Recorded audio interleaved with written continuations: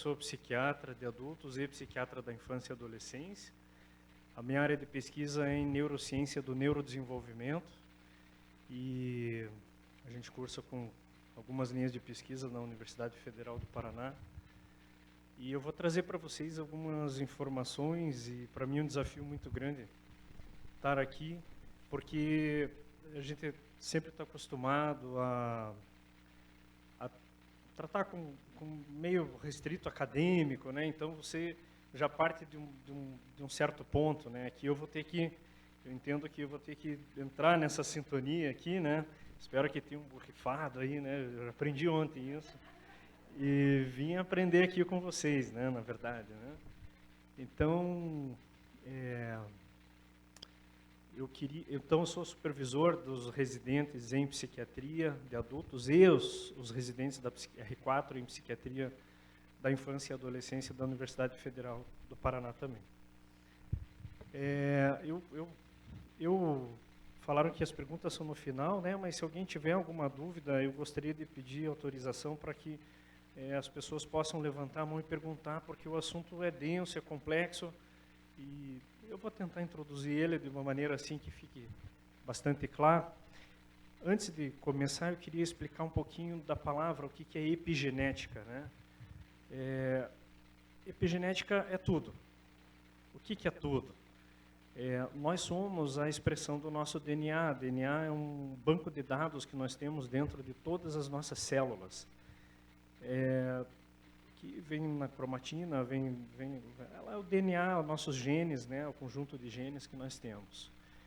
E o que nós chamamos de enfermidade, doença, manifestações, comportamento, tudo que se manifesta na nossa vida é disparado a partir do DNA.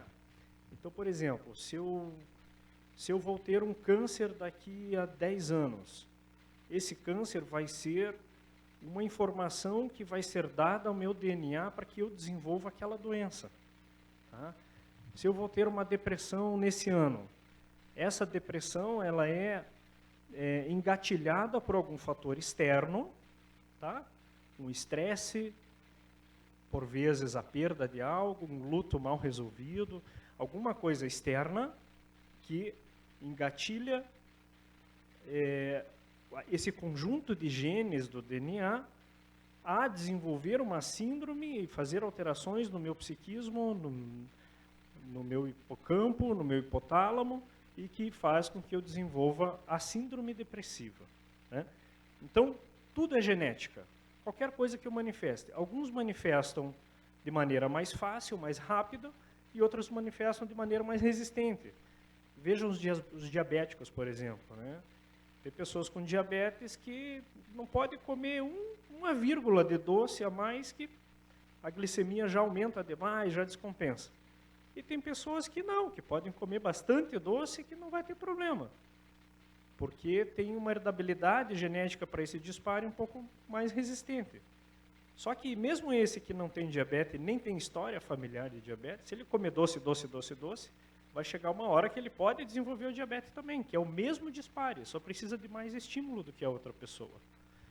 Então, é isso que é o fator epigenético. O que é o fator epigenético? É esse fator ambiental externo que influencia no DNA a disparar manifestações, que por hora, na nossa humanidade, nós chamamos de enfermidade, doença, enfim. Então, os fatores epigenéticos, então, são os fatores externos que influenciam na manifestação do DNA. Então, é isso que eu vou explicar para vocês aqui de uma maneira... Por isso que eu vou pedir, por favor, parem a aula se ficar alguma dúvida, tá? Então, os fatores que interferem no neurodesenvolvimento. Então, o nosso estudo na epigenética do neurodesenvolvimento é um estudo de neurociência, na verdade. É isso aqui, né? Por exemplo, eu sei que devem ter alguns médicos aqui, algumas pessoas que trabalham com saúde, enfim, conseguem identificar o que é esse rosto aqui, quem trabalha com saúde? Alguém arrisca dizer o que tem essa criança? que vocês veem aqui? Vamos lá, não tenho medo de dizer, né? Falem assim, o que vocês veem? Oi? É diferente, sim, exatamente. Você falou alguma coisa, né? Não? O que mais? É um rosto diferente, né? O que mais que vocês veem aqui? Uma síndrome. Ótimo, é isso mesmo, é uma síndrome porque, veja, tem algumas características que chamam bastante atenção, né? É uma síndrome. Olha, vejam aqui o canto aqui, certo? Vejam essa curvatura, né? Vocês observam que é diferente, né? Olhem aqui em cima do lábio superior, né? Essa plataforma que se criou aqui. O que tem aqui geralmente? Não tem tipo um sulco assim, né? Aqui é plano, certo? Então vejam aqui não dá para ver muito bem, mas a cabeça é menor, tá? Acreditem, né, em mim, mas a cabeça é menor. O lábio superior fino, né? Fininho. Então, gente, isso aqui é uma síndrome alcoólica fetal. É a mãe que bebe, né? E vejam, o álcool influencia na expressão do DNA na hora da formação, por exemplo, da face e outras características. Vejam os olhos mais separados, né? Aqui tem um platô também. Então, a síndrome alcoólica fetal, eu trouxe um exemplo aqui muito claro para vocês entenderem qual é o fator epigenético. Qual é o fator epigenético? O álcool. O álcool influenciou no desenvolvimento do feto, que resultou na síndrome alcoólica fetal. Aqui o que vocês veem?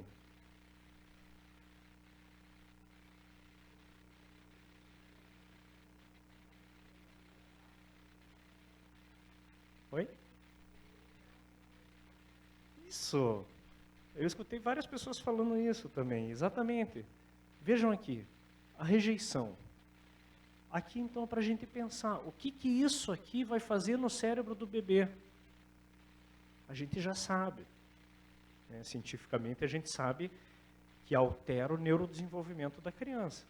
Atrasa a linguagem, atrasa o desenvolvimento emocional, atrasa o desenvolvimento, por hora, motor grosso e fino. Tá?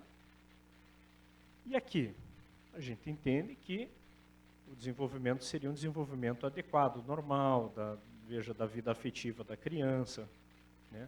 E aqui está em azul, né? Não é por qualquer coisa. E vejam como isso, digamos, é transmissível epigeneticamente. Provavelmente essa aqui é uma mãe com depressão pós-parto, certo? E uma depressão pós-parto vai levar também uma alteração no cérebro do bebê, que é um fator externo, epigenético, que vai alterar a expressão gênica do bebê, que vai levar esse bebê a uma depressão, por exemplo. Né? Ou vai levar a um atraso também do neurodesenvolvimento, enfim. E a gente sabe que as questões são geneticamente transmissíveis, mas há uma dificuldade na ciência em entender se o que é transmissível, somente é a genética ou também os fenômenos são transmissíveis, né? O fenótipo também provavelmente ele é transmissível, né? É isso que a ciência tenta mostrar. O que mais que a gente sabe, né? O cigarro também afeta a epigenética, né? Que é um fator epigenético negativo. Por quê? Altera o neurodesenvolvimento do bebê. Tem vários artigos mostrando isso, isso já é consagrado. O álcool também, como eu já expliquei, o consumo anual de agrotóxico, né? Então, um brasileiro consome anualmente 5 litros de agrotóxico por ano. Então, a gente que vai no quilo e acha que está comendo comida saudável e salada, não, só vou comer salada agora na minha vida, então, a gente consome 5 litros de agrotóxicos. Né? E a gente sabe, tem vários artigos demonstrando nos anais científicos que agrotóxicos levam também a alterações do neurodesenvolvimento fetal, fazendo atraso da linguagem, atraso da cognição. Tá? Agora aqui, né, eu quero que vocês reflitam comigo e me digam o que são essas duas imagens. Tá? Neuronal, certo? Alguém mais?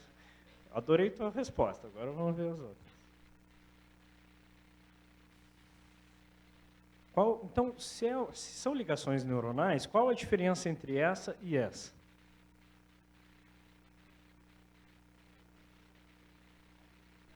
Oi? Ah. Aqui? Aham. Alguém mais, então?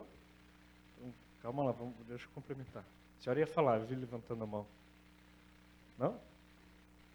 Oi?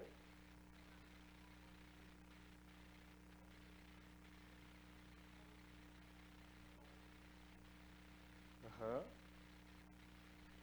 Gente, isso aqui ó, é foto de cidades aérea à noite, tá? Não, mas calma lá.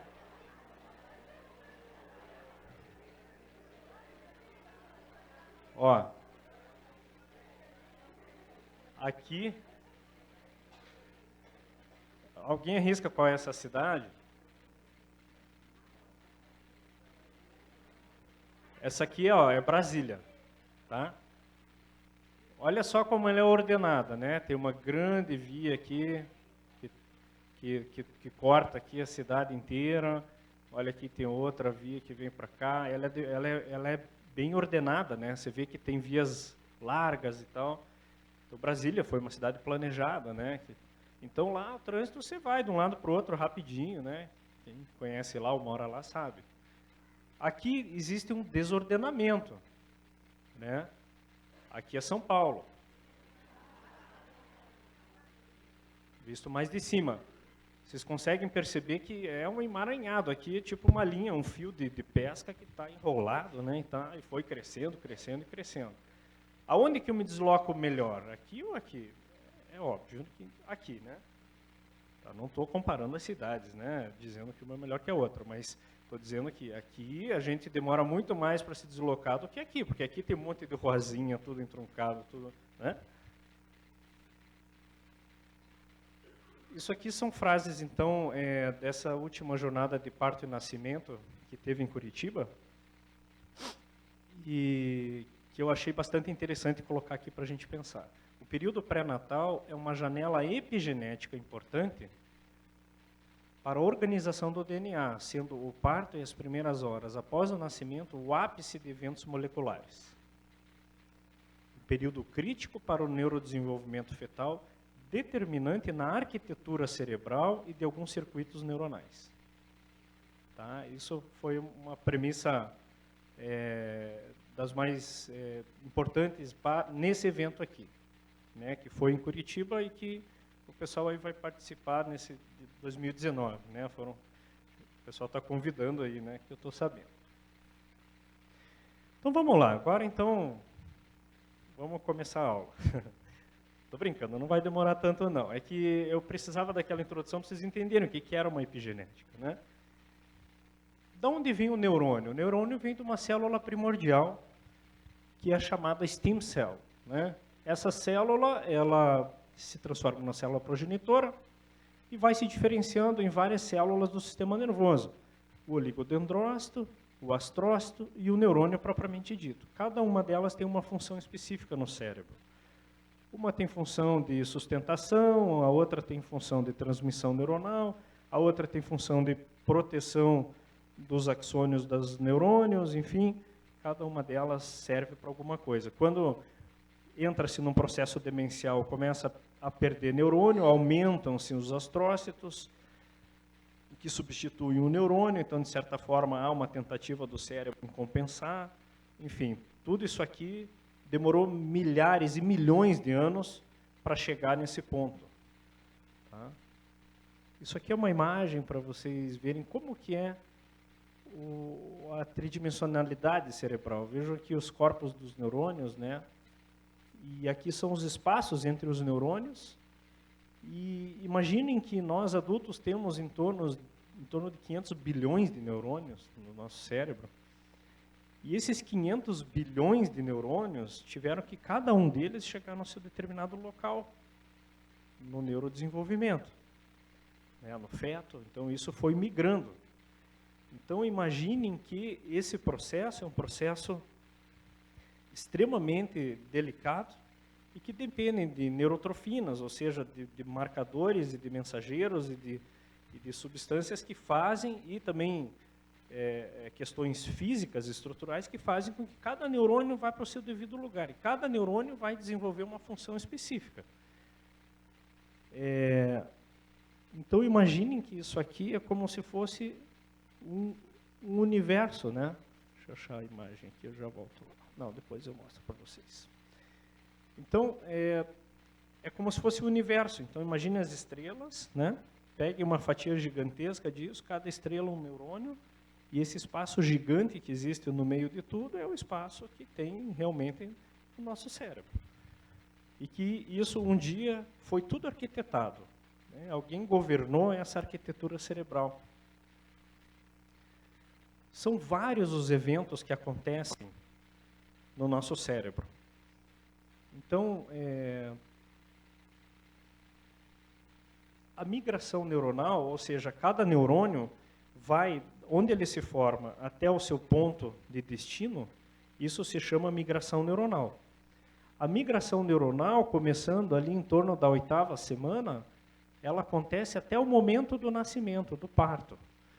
Quando há o parto, existe uma sinalização neuronal através de ocitocina e adrenalina, endorfinas, que sinalizam que a migração neuronal deve parar. Então, até o momento do nascimento, os neurônios estão migrando, cada um para o seu lugar. E o momento final de migração neuronal, ele é muito importante, que vai estruturar a sulcação neuronal, e isso, a partir da 30ª semana de gestação, é que começam a se formar mais especificamente os sulcos neuronais, que são aquelas reentrâncias, aquela imagem cerebral que vocês conhecem. Por que é importante isso? Porque cada regiãozinha cerebral vai desenvolver uma determinada função. Outros eventos que ocorrem é a seleção neuronal. Então, vejam, nós temos 500 bilhões de neurônios. Alguns um pouco mais, outros um pouco menos. Mas nós temos em torno disso. Quando nós vamos nascer, aqui ligeiramente antes do nascimento, no meio, entre essa 10ª semana e até o momento do nascimento, nós temos em torno de 4,5 trilhões de neurônios. Quase 10 vezes mais do que a gente tem. O que acontece com esses 90% de neurônios? Eles morrem. Existe uma seleção de neurônios. Você sai, não serve para nada, só vai incomodar, vai entruncar a cidade, vai ficar... né? Então, para não ficar aquela cidade entroncada, sai um monte de neurônio e deixa só alguns e vamos investir nesses, e esse vai ser um neurônio grande que vai levar informação para lá e para cá. Entende? Então, o que o cérebro precisa para ser pragmático? Poucos neurônios, porém muito eficientes. Não adianta muito neurônio. Muito neurônio vai atrapalhar a comunicação. Há outros fatores que ocorrem nesse período até o nascimento. Olhem a importância do nascimento. Os eventos que ocorrem no nascimento, eles fazem o stop ou a alteração muito grande de diversos eventos que ocorrem. Então, vejam, o momento do nascimento, ele é objeto de estudo. Por quê? Porque nesse momento aqui, as alterações são tão grandes ao ponto de parar a migração neuronal, a seleção neuronal, existia uma parada aqui, a neurogênese que se acreditava que parava-se até o nascimento, ao contrário disso, existe formação de novos neurônios mesmo no cérebro da criança, do adulto jovem e no idoso também. Curiosamente, a formação desses novos neurônios se faz em um lugar chamado hipocampo e se faz num lugar também chamado bulbo olfatório. A formação dos novos neurônios, essa neurogênese que a gente está falando, que é um objeto novo do entendimento neurocientífico, ele é fomentado por algumas coisas que a gente já sabe que funcionam. Uma delas, terapia, psicoterapia, tratamento. Por exemplo, um indivíduo com depressão, ele vai ter a diminuição de neurônios em hipocampo. Terapia ajuda a restabelecer e estimular os neurônios desse hipocampo. Outro fator que ajuda é exercício físico, atividades, estimulação. Então, provavelmente as questões dos florais que a gente está abordando aqui influenciam também na formação de novos neurônios. Tá? E o mais interessante é que, curiosamente, um dos lugares que existe formação de novos neurônios é o bulbo olfatório, né?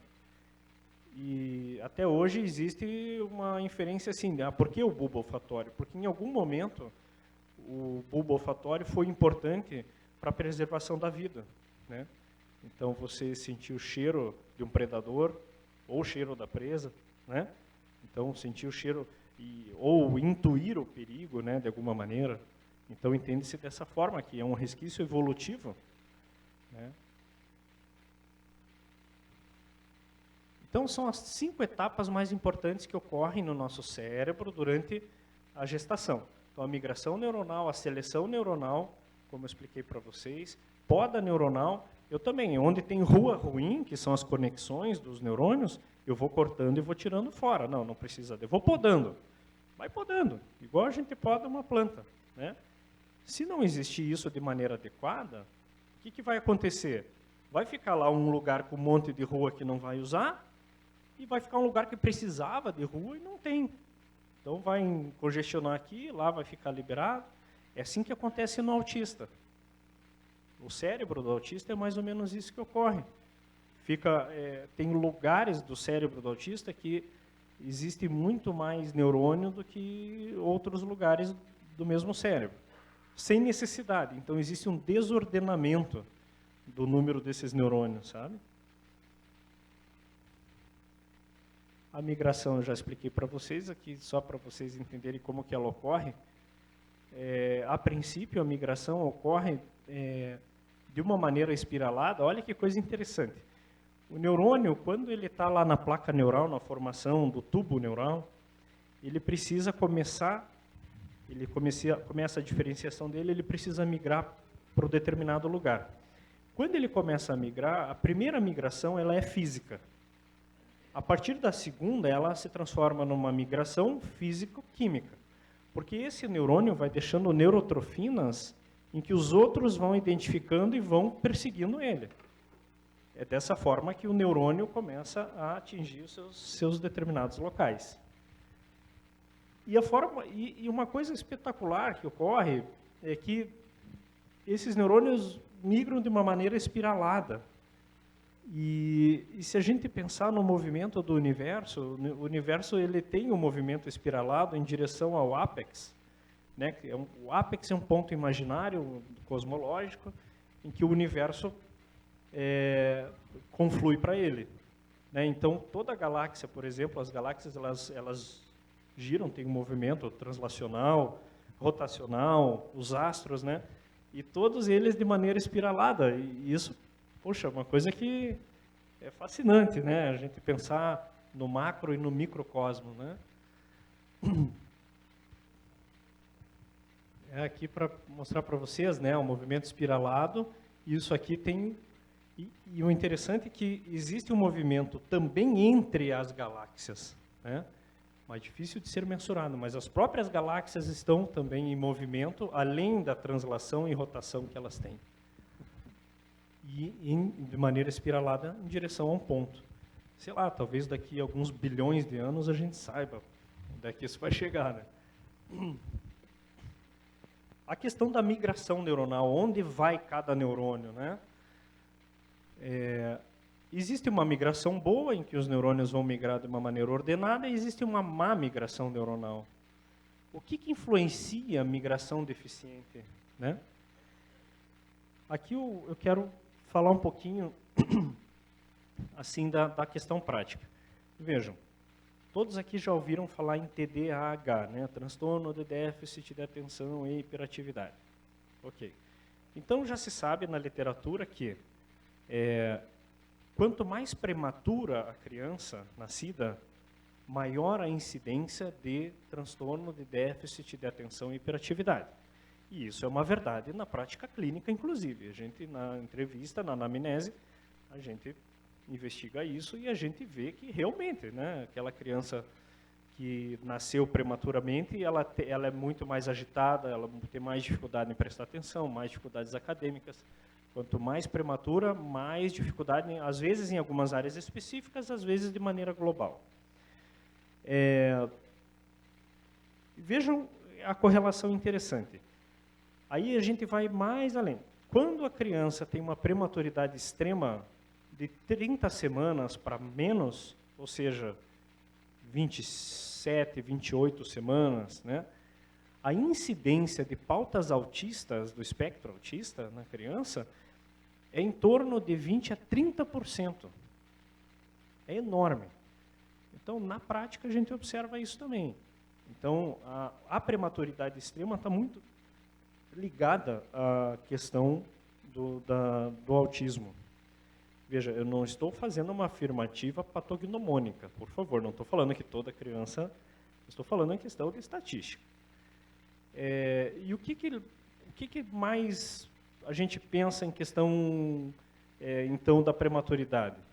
Olha, provavelmente existe algum fator perinatalidade que influencie na estruturação e na migração neuronal, né? Porque o que ocorre no nascimento, o que ocorre com os neurônios no nascimento no tempo certo e tal? O stop da migração neuronal ocorre no momento do nascimento.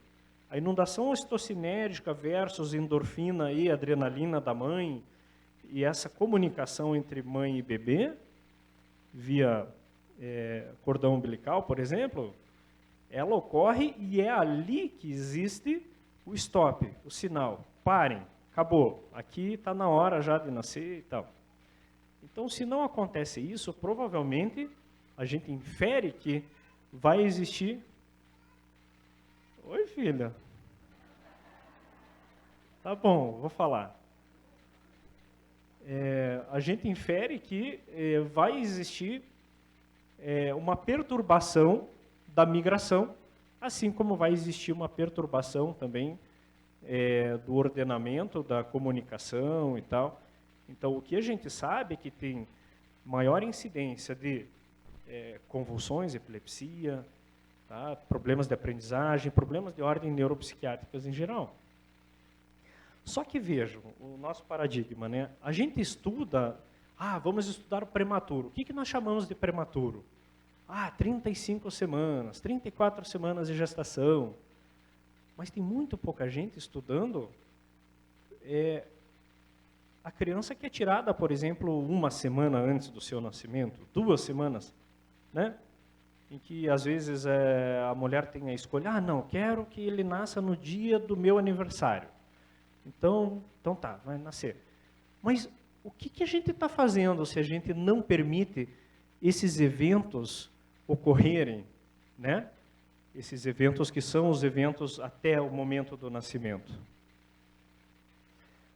Aqui para mostrar para vocês o hipocampo, né? E que o estresse, depressão, envelhecimento pode prejudicar a proliferação e pode fazer a perda e atrofia celular dos neurônios em hipocampo. O hipocampo é uma região muito importante do nosso cérebro, que vai mediar as emoções, enfim. O aprendizado, exercício, fatores de crescimento, antidepressivos, terapia, tudo que estimula vai fazer com que os neurônios se proliferem aqui nessa região. Seleção e poda, que eu expliquei para vocês. Então, existe uma questão muito importante até o momento do nascimento e que daí sim vai correr até o momento da morte da pessoa, por causa da neuroplasticidade cerebral. Então, aquilo que você não está usando, o teu cérebro vai tirando fora.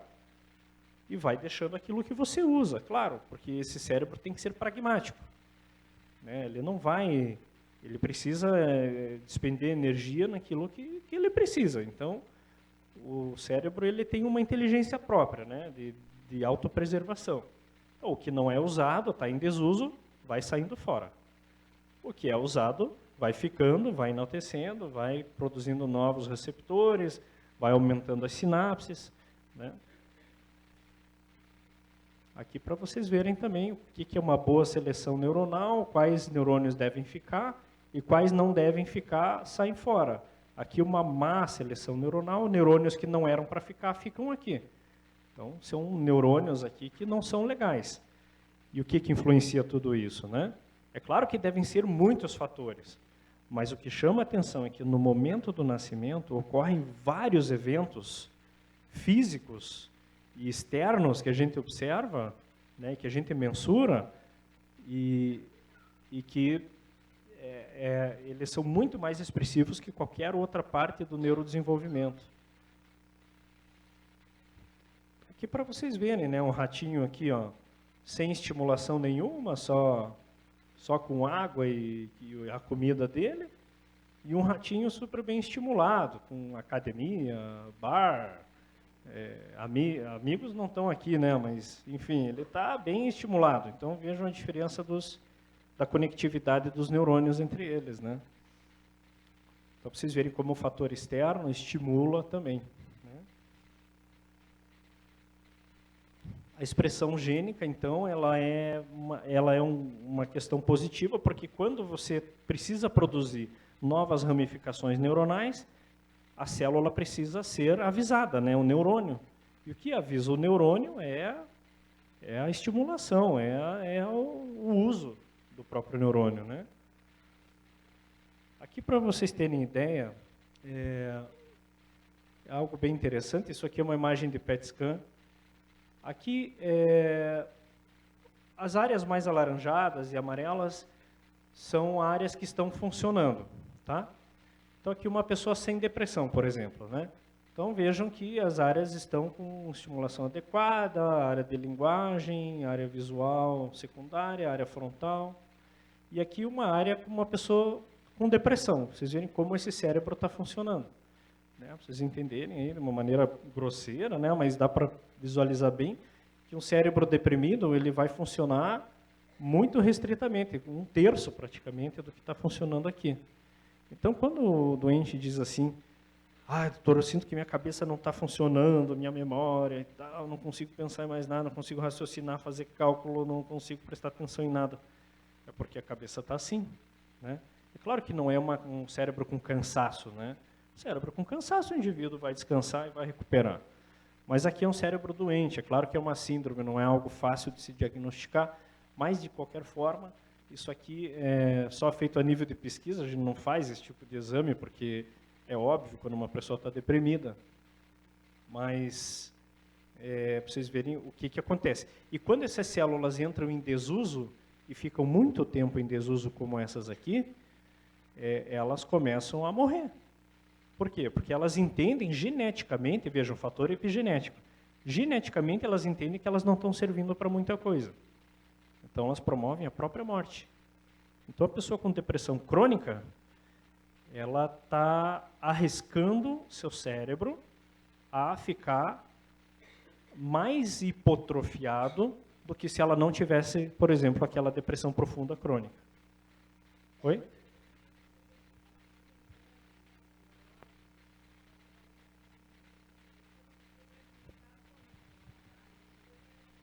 Uhum. É perfeita a tua pergunta. Sim, o hipocampo ele é veja, ele não é um mensurador clínico dentro da propedêutica médica. Você não vai pedir um exame para saber o tamanho do hipocampo. Porém, a nível de pesquisa, a gente consegue ver que o hipocampo reduz fisicamente de tamanho, sim, pela depressão. O hipocampo reduz de tamanho.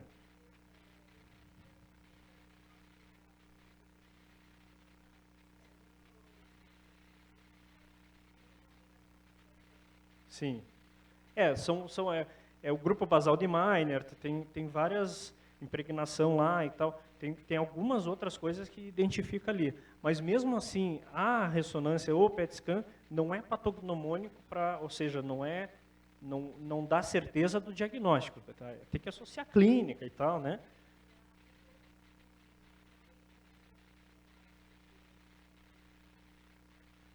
Olha, não tem evidência disso, sabe? Mas provavelmente existe uma correlação, né? Parece que existe uma ligação dessas duas áreas, né?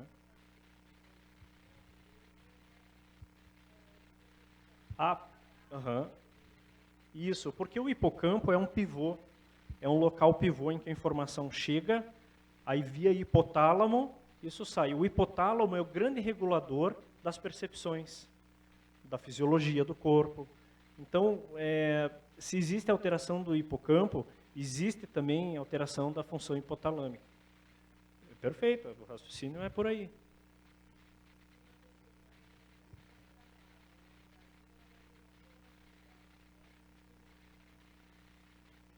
Olha, acredita-se que sim, porque ainda não se entende muito bem o Alzheimer, sabe? O Alzheimer é algo assim não muito bem esclarecido, mas acredita-se que pode sim engatilhar. Porque sempre que um paciente está demenciado, tem demência, essa demência sempre vai ter um componente vascular associado à doença de Alzheimer. Nunca existe um Alzheimer puro, ou uma demência vascular pura, entendeu? Existe uma névoa nisso ainda, sabe? O fato é que quando a gente trata esses pacientes, a gente usa de tudo que a gente tem. Então, a gente usa um vasodilatador, a gente usa as estimulações que existem, e aí que eu acredito que, de repente, vocês podem entrar com o trabalho de vocês. Tá? Que dá para aprofundar nisso. Não existe uma verdade sobre isso absoluta, entende? O que existe a doença realmente existe, tem várias pessoas no mundo, milhões de pessoas com as mesmas características, por exemplo, Alzheimer, e, assim, só que se tem 10 milhões de pessoas com Alzheimer, por exemplo, no Brasil, existem 10 milhões de apresentações diferentes, porém 10 milhões também de características em comum. Então tem algo de diferente em cada indivíduo, mas tem algo em comum, por isso que é a mesma síndrome. Só que o componente vascular está associado. Agora, a depressão acredita-se que altera sim o funcionamento neuronal e que isso engatilha alguma iniciação para a autodepreciação dos próprios neurônios. A gente sabe que uma pessoa com um transtorno bipolar grave, sem tratamento, ou um transtorno depressivo grave, a gente sabe que ela entra num processo demencial mais acelerado. Essa pessoa cognitivamente vai perdendo capacidades ao longo da vida. Por mais que ela trate lá na frente, mas ela perdeu aquilo que ela tinha de melhor, às vezes uma boa memória, às vezes uma boa capacidade de articulação intelectual. Então, isso vai reduzindo. Antigamente, acreditava-se só que na esquizofrenia acontecia isso. Hoje já sabe, através dos estudos, que não, que acontece.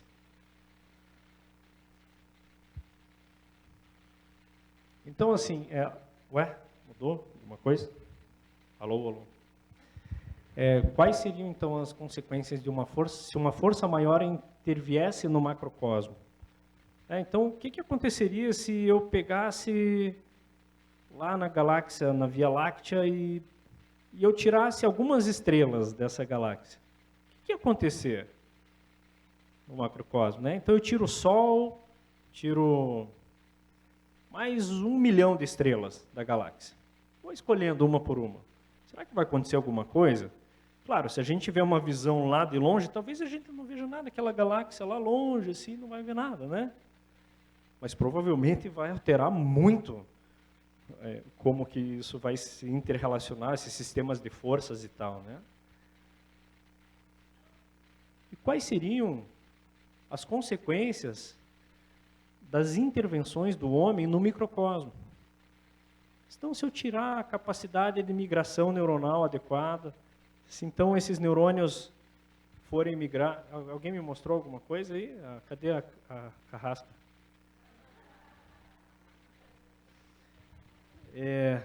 Ela nem está aí, então vou falando. Então, se a gente tira essa questão, então eu tiro a migração neuronal adequada, ou seja, a data prevista de parto vai ser no dia 20 de dezembro. Mas puxa vida, você quer viajar, né? Você quer ir lá para casa da sua mãe, não sei o quê. Tá, eu também vou viajar, então é o seguinte, vamos fazer dia 5 de dezembro, tua cesárea. Então, 2 semanas, né?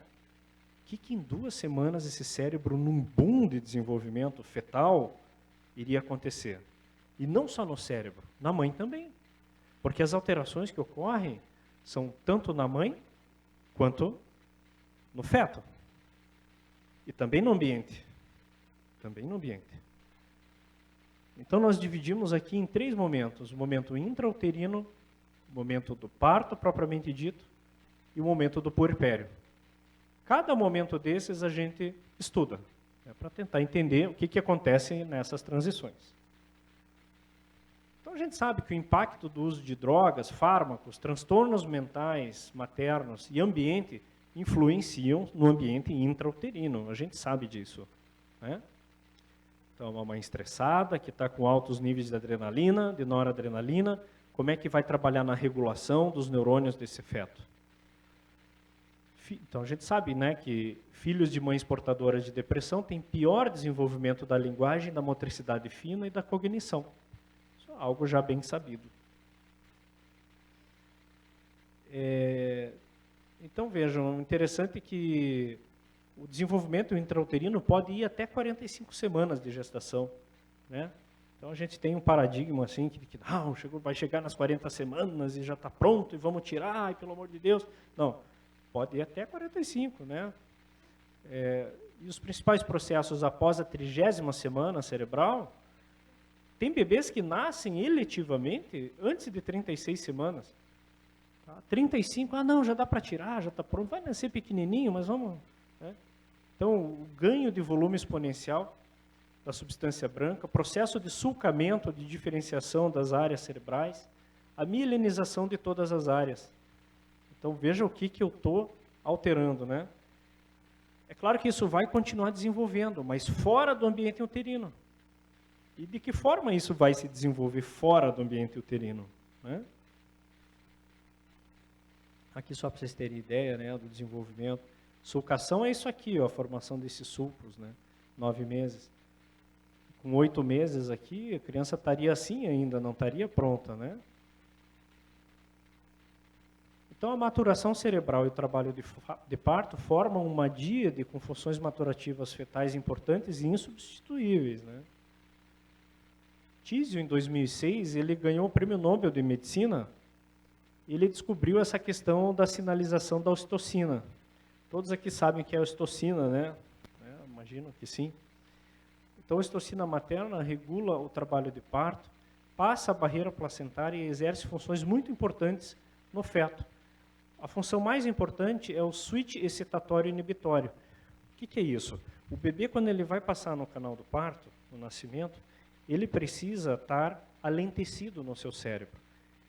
Eu vou falar de maneira bem resumida, tá, gente?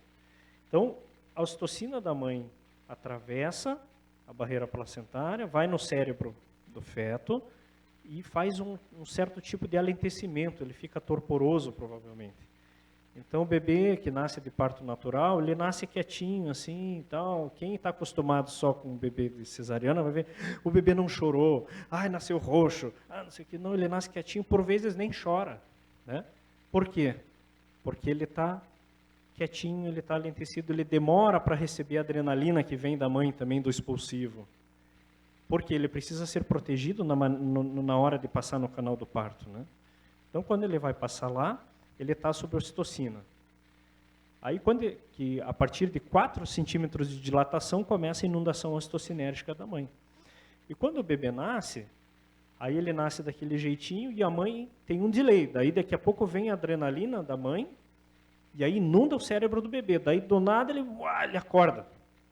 Quando ele acorda é porque a mãe está recebendo aquela adrenalina. E o que faz essa regulação? A própria ocitocina no cérebro do feto transforma neurônios que no feto são excitatórios em neurônios inibitórios. Tá? Então, vejam, o neurônio no cérebro do feto que funciona com GABA, que é um neurotransmissor, ele é excitatório. E nós, no adulto, o neurônio GABA, ele é um neurônio inibitório. E o que acontece se não existir essa inundação de ocitocina? E eu tiro esse bebê, de repente, do nada. não vai existir esse switch natural entre o excitatório para o inibitório. Provavelmente isso vai interferir no cérebro dessa criança, entre funções cerebrais excitatórias e inibitórias. Lembra que eu contei para vocês do bebê, da criança hiperativa, que não consegue se regular, que é impulsiva e é desatenta e tal? Lembra que eu falei para vocês que a incidência no prematuro é muito grande? Olha aí, ó, não tem um negócio aí interessante? Se eu não autorizo o CIT, excitatório inibitório, o que acontece no cérebro da criança? Ele não teve essa escola do nascimento, né? Ele não passou por isso aqui. De certa forma, provavelmente o cérebro vai tentar compensar isso, né? Então, puxa, se a gente for ver o quanto que a gente hoje em dia tem de crianças assim, né? Eu não sei, me chamou a atenção, por isso que nós direcionamos a nossa área de pesquisa em cima disso, porque no meio privado, 88% dos nascimentos são cesariana no nosso país. E qual é a incidência no nosso país de hiperatividade? Né? Se vende estimulante aí a rodo. Gente, eu prescrevo estimulante, eu sou um psiquiatra infantil, quando eu vejo que precisa. É claro que depois do estrago ter sido feito, é lógico que você tem que ajudar a resolver. Tem outras formas, mas a criança vai chegar para você lá com 10 anos de idade, depois que passou por um monte de coisa. Se chegasse com 2, 3 anos, não precisaria de remédio. Né? Faria estimulação, faria uma readaptação do cérebro dessa criança, né?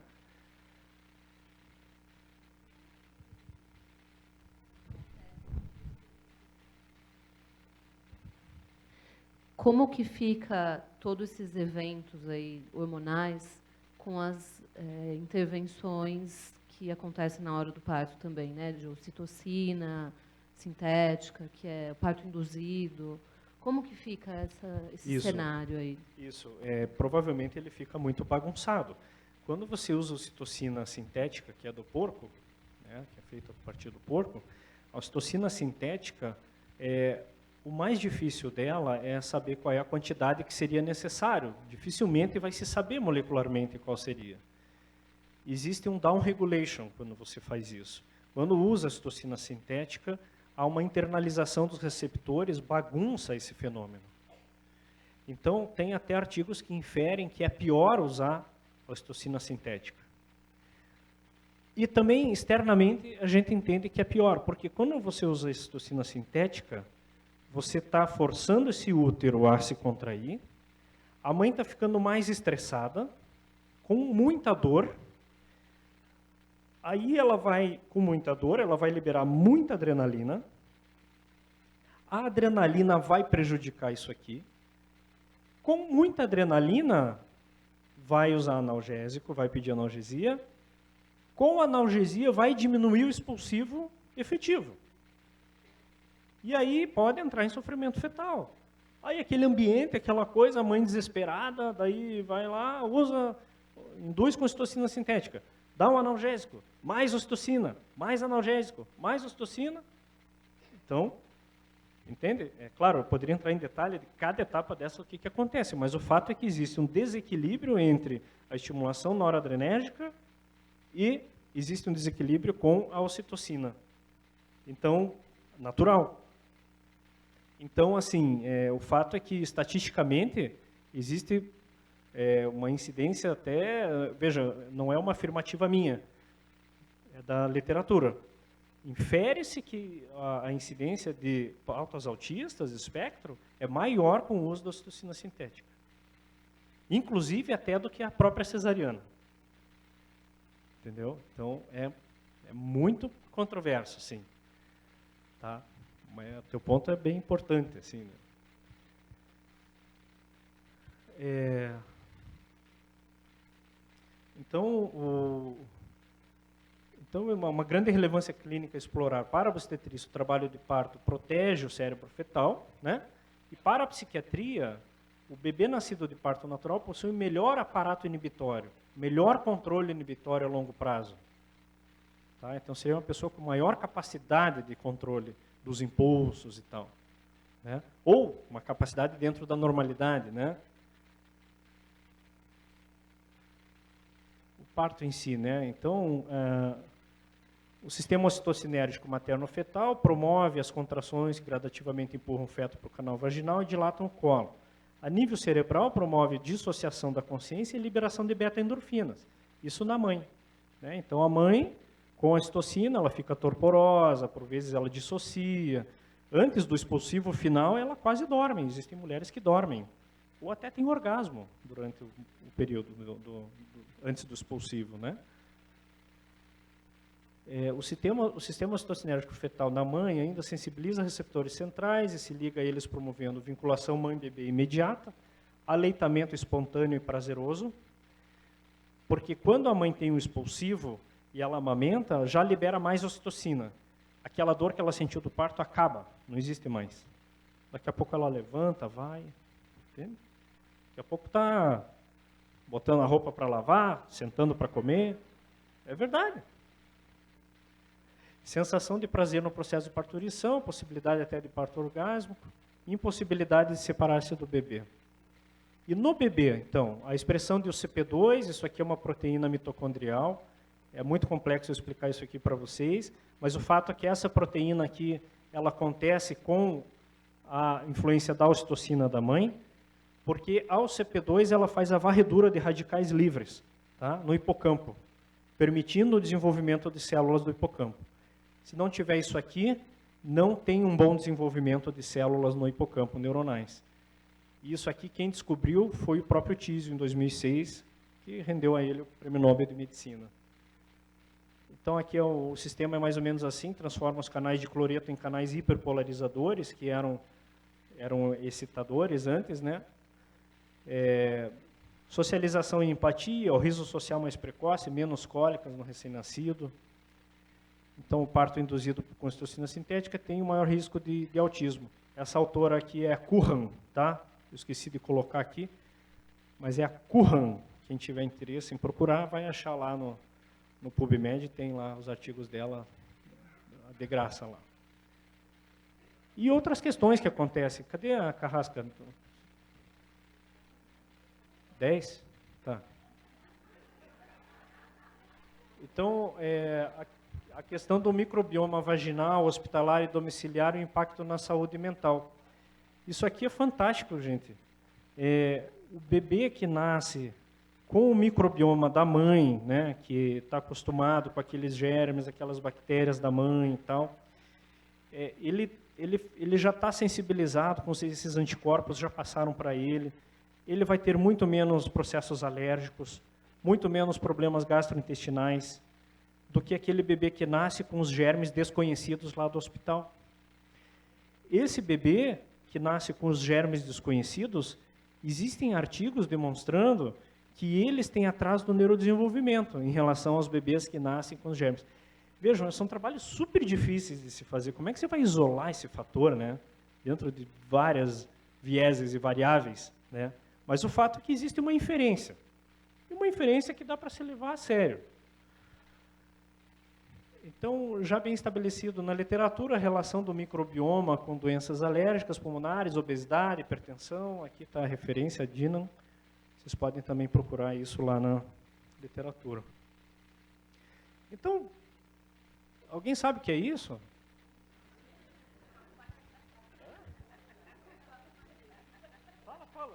Fala, o que é? Feijão. Mas é um feijão, como é que está esse feijão? Pretinho, está cozido? Eu não sei, eu acho que ele, sabe aquele feijão meio cru que você morde, está meio duro assim, que ainda está com água, né? Você vê que falta água nele, porque já pôs pouca água e ele não está cozido, né? A pessoa que abriu a panela de pressão porque ela ficou com medo de queimar o feijão, certo? Não é isso? É isso que acontece nas cesáreas. E medo de queimar o feijão. Não é isso? Tem medo de queimar o feijão, porque não acredita na natureza? Por que será? É o paradigma? É a cultura? Né? Medo de queimar o feijão, isso fomenta o quê? Não, está na hora, já está pronto. Mas daí tira e... não, mas a gente dá um jeitinho. Aí, claro, é a minha profissão. Aí, Aí eu estou lá para resolver, entendeu? Mas engraçado, eu estou aqui falando contra, né? Não façam isso. Então, continuo fazendo, mas eu estou lá, daí me dá trabalho, né?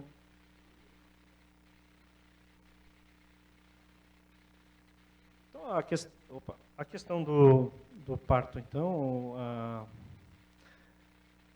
está positivamente relacionada a maior sensação de prazer, sensação de superação, maior vinculação entre a família, 3 a 5 vezes mais ocitocina nos pais.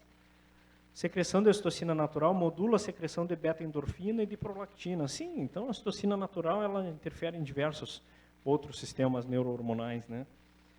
E o interessante é que existe trabalho mostrando que a ocitocina do pai aumenta quando o pai presencia um trabalho de parto e tal, e ele está junto. Então existe também, vejam que existe uma conexão, né, que ela é externa, né? Ela é através de fatores que ocorrem ali, que influenciam o cérebro do pai, né? Muito interessante isso. E a cesariana eletiva, os estudos demonstram que a cesariana eletiva é um fator de risco isolado para depressão pós-parto. Muito do que a gente chama de depressão pós-parto é o conhecido blues, né? Já ouviram falar? É aquele estado de depressão da mãe que fica mal depois do parto. Dificilmente isso ocorre no parto natural.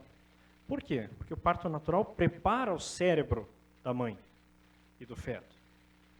Agora, vocês já ouviram falar em depressão pós-parto, em cesarianas? Um monte. Dá um monte de trabalho para mim. Mas a depressão pós-parto, mais para minha esposa, que é especializada nisso, ela só trata isso. E a depressão pós-parto, ela... Imagine, né? Tá a mãe lá, abre a barriga, tira, e todos os eventos neurohormonais que teriam que ocorrer naquele período ali, né? Como que isso vai ocorrer? Então, o desequilíbrio hormonal que acontece, neurofisiológico, com essa retirada abrupta, é claro que vai influenciar. Então, muito da externalização disso é o quadro de depressão. Aí vocês podem entrar com os florais também, sabe? Tanto na questão da ansiedade pré-natal, nesse trabalho pré-natal, quanto no momento do parto e também no pós-parto. Então, na cesariana eletiva, iniciam a amamentação mais tarde, amamentam por menos tempo que as mães de parto natural. Cesariana eletiva é um fator de risco isolado para desmame precoce, antes de 2 meses de vida. Cesariana diminui a disponibilidade materna para os cuidados com o bebê de dor, por causa da dor pós-cirúrgica, dificuldades na deambulação, até fator físico, né, que prejudica, né? Então, são 3 os momentos, né? O que será que fomenta isso tudo? Né, a questão dessas interferências, o que fomenta? Será que é o desconhecimento? Eu acredito que sim, né? A falta de conhecimento e o paradigma do profissional mantendo o poder do conhecimento e usando isso, entende? De uma maneira a controlar, entende? Então é interferência, não é por maldade, não é maldade, mas acaba gerando uma iatrogenia. É como a gente estava falando, né, ontem sobre os índios. Veja, vamos imaginar as índias que vão ter bebê, que vão amamentar.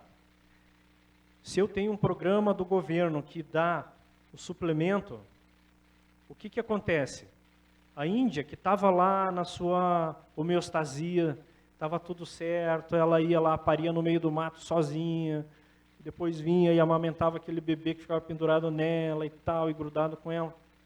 Aí chega o governo e diz, olha, eu vou te dar uma suplementação se você não conseguir amamentar. O que a gente vai fazer? Ah, não vou amamentar, vou lá pegar o suplemento. E é isso que elas fazem. Não é que elas são burras ou que... Não, é que, veja, a homeostasia foi quebrada pela detenção, entre aspas, do poder, do conhecimento, da instituição, tudo mais. Não é por má intenção. É porque houve aí falha da intencionalidade adequada. Então, a Índia deixou de amamentar para dar o suplemento, por quê? Não, o suplemento é uma coisa melhor. Mas não tem ninguém lá ensinando as índias, porque a partir do momento que eu interferir na homeostasia, eu vou ter que dar todo o suporte necessário. E é assim que acontece dentro da propedêutica contemporânea em relação ao nascimento. Medo, claro, trabalhar com medo é o melhor jeito, né? Se eu sou detentor do poder e dizer, olha, estou vendo? Não, eu vi que você está deprimida, se você não tomar o remédio, amanhã você vai estar morta. Você não vai tomar o remédio? Você vai tomar o remédio. Então, vou te dar medo, né? A cisão da naturalidade, né? A medicalização do processo, é uma medicalização mais... Ó, carrasca, eu não gosto de você. A medicalização do processo. É muito mais fácil eu medicalizar. Só que é uma medicalização mal feita. Se fosse bem feita através da técnica, da propedêutica, do conhecimento científico e tudo mais, eu poderia contornar tudo isso. Instituir daí, então, um modo de nascimento adequado, a humanização, né? E entra tudo, entram os florais, entra... Mas como não tem isso e fica no mais ou menos e cada um quer defender o seu, aí não ocorre. Aí a medicalização ela é perigosa. Ela é perigosa. E o uso de substâncias, a gente sabe que isso interfere também nesses 3 momentos. Oi? Aham.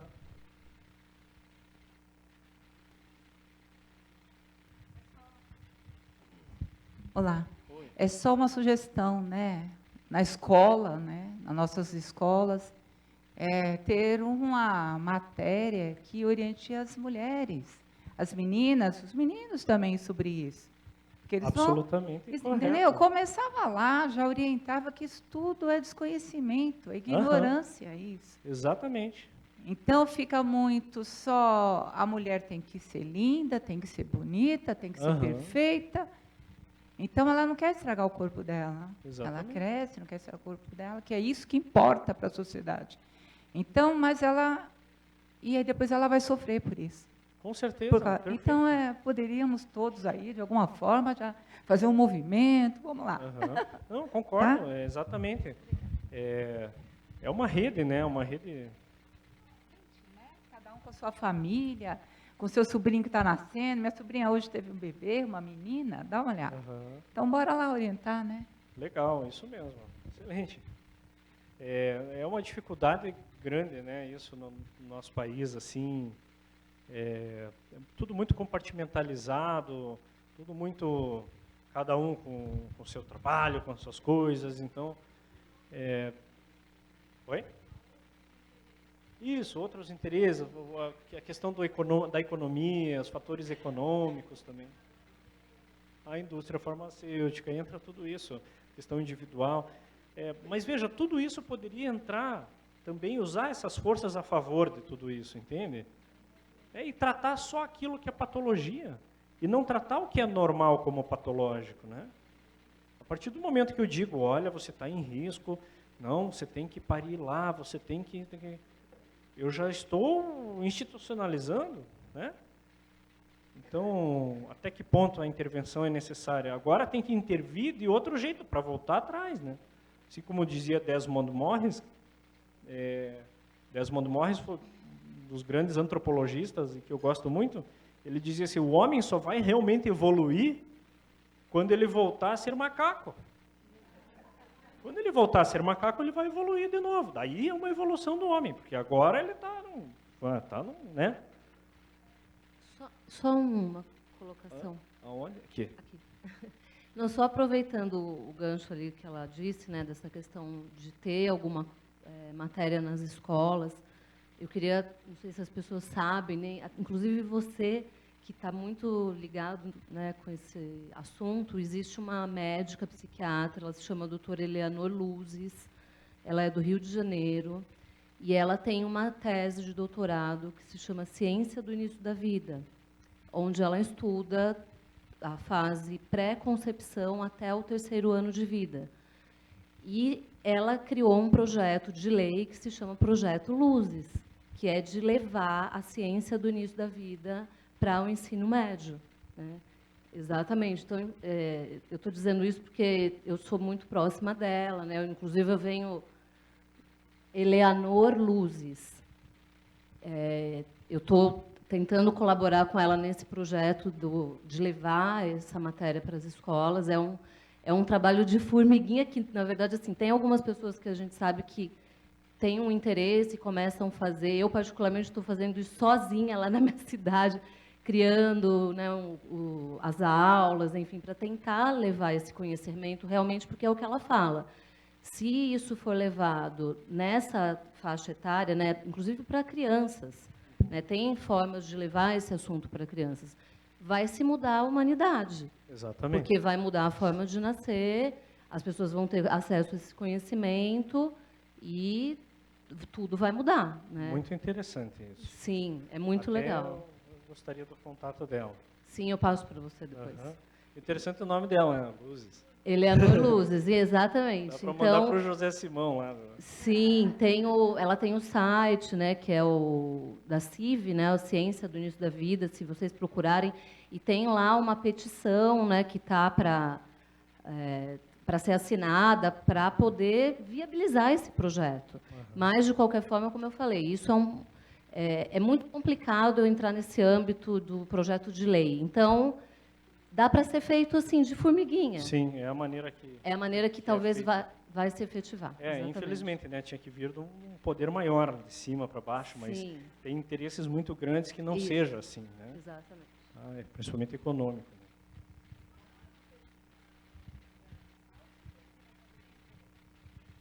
Quando há esse déficit da ocitocina no parto, existe alguma maneira bioquímica que não seja por medicação? Você acha que como existe ainda a formação de novas sinapses e continua a transmissão neurogênica, né, que você falou, neurológica, existe a possibilidade de compensar isso? É o que a Por gente exemplo, faz depois, né? Não, mas sem medicação? Você acha que o organismo, ou pela atividade, ou pelo meio ambiente, ou pelos inputs que a criança vai recebendo, ela Então. pode recuperar isso ou é uma perda definitiva? Não. Acredita-se que o cérebro ele sempre vai tentar compensar as perdas que ele teve, né? O fato é que algumas delas podem se encaixar bem na sociedade e outras não. De repente, uma criança vai ficar muito desajustada porque a questão dessa lesão foi muito grande, né? Mas também não dá para afirmar que a lesão foi única exclusivamente da questão da ocitocina, entende? Mas existe sim, inclusive tem trabalhos demonstrando que se a criança tiver uma intervenção precoce, entre 2 e 3 anos de idade, até os 7 anos de idade consegue-se zerar o diagnóstico de TDAH, entende? É o trabalho de um holandês que fez um trabalho maravilhoso sobre isso e demonstrou. Ele conseguiu mais de 90% da amostra dele zerar os sintomas, através de estimulação que ele chama de estimulação executiva, nome. Então, um trabalho que faz junto com a família e tudo mais. Na Europa, as coisas estão caminhando por esse lado também, existe sim. Só que, né, se teve a lesão, aí vai ter que correr atrás, de certa forma, né?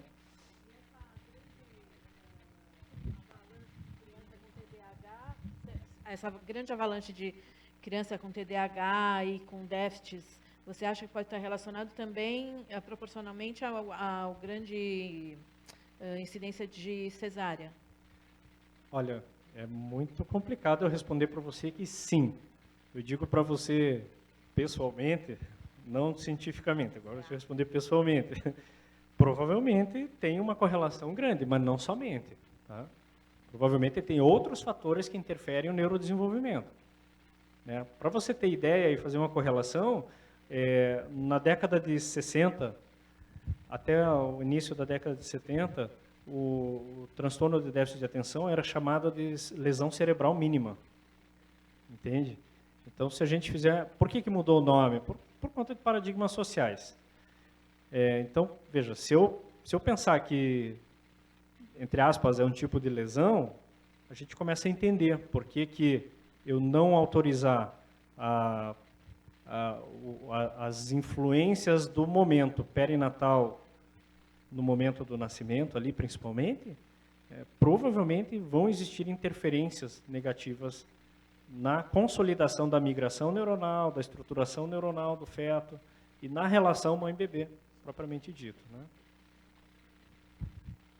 É rápido, eu queria saber como é que isso está repercutindo nas aulas de ginecologia e obstetrícia para os médicos, porque também esse número de cesáreas tem a ver com a mulher ter medo, que a mulher não quer os incômodos, que é uma falácia, porque, na verdade, o parto normal seria muito melhor para ela, mas os médicos também ajudam a induzir ela a querer o parto cesárea.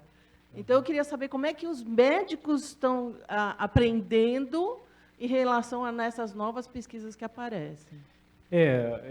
Veja, o que acontece é que a grande população, a pergunta é complicada, né? Eu sou médico, então, né? Mas eu entendo que existe uma imersão nesse paradigma da própria classe médica também, tá? E que esses estudos eles são muito novos, né? Apesar de a prática da naturalidade, da humanização já ser algo mais antigo, mas a questão dos estudos neurocientíficos, biomoleculares e tal são absolutamente recente. Então, assim, lentamente, né? Eu fui dar aula esses dias na tocoginecologia da Universidade Federal do Paraná. Metade da plateia me amou de paixão, metade queria me matar. Eu fui amado e odiado ao mesmo tempo. Não tive nenhum meio termo. Então, assim, aí já é um processo lento e realmente tem que... eu acredito, assim, que se a humanidade for caminhando para esse lado, vai ter que existir uma criatividade maior da parte dos colegas, né? O intuito de equilibrar melhor essas forças sociais, né? Mas que bom que elas existem, né? Tem que existir o contraponto, né? Não pode ficar só é assim, vamos assim. Não, tem que existir o contraponto e encontrar o equilíbrio disso, né? É complicado, viu? Doutor, o tema medicalização acompanha bastante o acesso ao consultório do terapeuta floral. E o discurso é sempre, principalmente nas mães, eu não quero dopar meus filhos. Né, porque as que já usaram, elas relatam manifestação de uma certa apatia nas crianças que tomam a medicação convencional, que muitas vezes é necessária. Em cima dessa medicalização, os pacientes que o senhor acompanha, existe algum estudo na repercussão dessas medicações durante o processo de vida dessa criança ou desse paciente psiquiátrico? A longo prazo? Pequeno, médio e longo prazo. A repercussão, então, do uso das medicações. Isso. Olha, isso porque, assim, a maioria das medicações usadas em crianças é a partir da década de 70, praticamente. É muito recente, né? Não é eu, mas eu digo assim, tecnicamente, que realmente é muito pouco tempo para poder se dizer se terão repercussões ou não. Existem medicamentos que nós temos mais segurança em prescrever, que a gente sabe que não vão ter repercussões negativas e que em determinados tipos de síndromes, eles têm fator protetivo, inclusive, né, neuronal. Com estudos em biópsia, necrópsia, pós-mortem e tal, alguns estudos já foram feitos e tal. Mas realmente essa é uma preocupação que deve pesar muito na decisão de medicar uma criança. Tá? Não vou dizer para você que me sinto confortável 100% com todos os remédios. Tá? E eu estou dizendo pela classe, não estou respondendo por mim. Eu digo para você que existem medicações que eu tenho muito mais segurança na prescrição e tem medicações que eu não tenho segurança. Então, por exemplo, paciente em crise grave, com grande prejuízo, com risco de morte, a gente acaba usando medicações por vezes, entre aspas, mais perigosas nesse sentido. Mas tem que existir a consciência do profissional que elas devem ser retiradas em prazo mais curto possível e substituídas por medicações mais conhecidas e estudadas, porém sempre com o intuito de manter sem medicação nenhuma. Tá?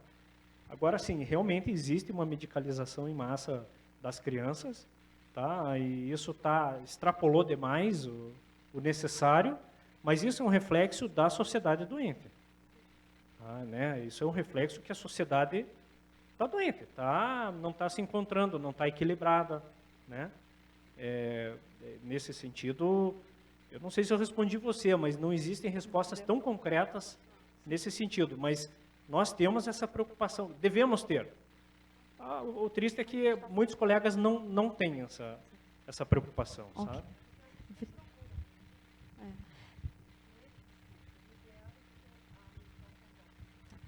Bom, a última pergunta, que a gente já está fora do tempo. A culpa é dela que não me parou. Eu só estou respondendo, pessoal.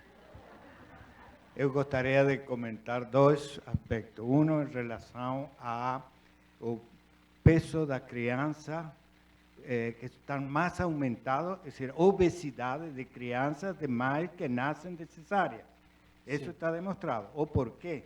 Bom, provavelmente todas essas observações enzimáticas e hormonais que acontecem, ou que deveriam acontecer e que não acontecem na cesárea, é a responsável de um maior aumento de obesidade em crianças. Esse é um aspecto. O segundo aspecto é em relação ao porquê os médicos fazem mais cesáreas, o que se ensina na universidade de por que os médicos fazem cesáreas. Bom, acontece que existen libros clásicos de medicina, como por ejemplo el de Resende de Río de Janeiro, que facilita bastante el uso de la cesárea, mas no demuestra que sea más eficiente. Tem otro libro aquí en San Pablo, que es el de Busama Araneme, muy utilizado en todas las universidades de Brasil, donde él no defiende la cesárea, mucho por lo contrario, él trata en su libro de enseñar a los alumnos que no deben ser cesárea o deben hacer cesárea somente cuando necesaria, no cuando innecesaria.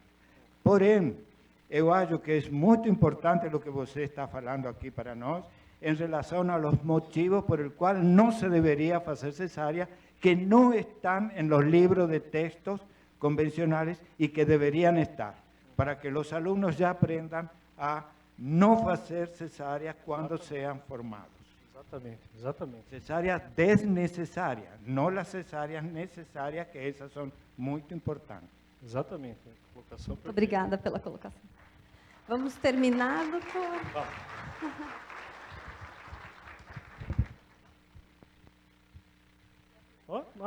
Eu achei que já estava cortado. Tá bom. Então, sendo as evidências científicas bem estabelecidas, por que a prevalência de 88% nas cesarianas na medicina privada no Brasil? Por que licença maternidade de apenas 4 meses se o processo de mielinização neuronal, que é os bainhos de mielina, é dependente do aleitamento materno até pelo menos 2 anos de idade?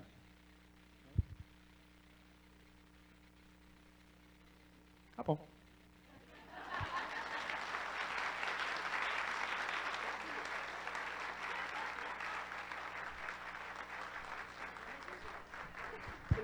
Muito obrigada. Gente, é muito importante esse tipo de palestra, porque ele traz o embasamento, gente, é o futuro, a vida, né? A nossa vida. E, nossa, é emocionante. Muito obrigada. E vamos divulgar esse trabalho, né?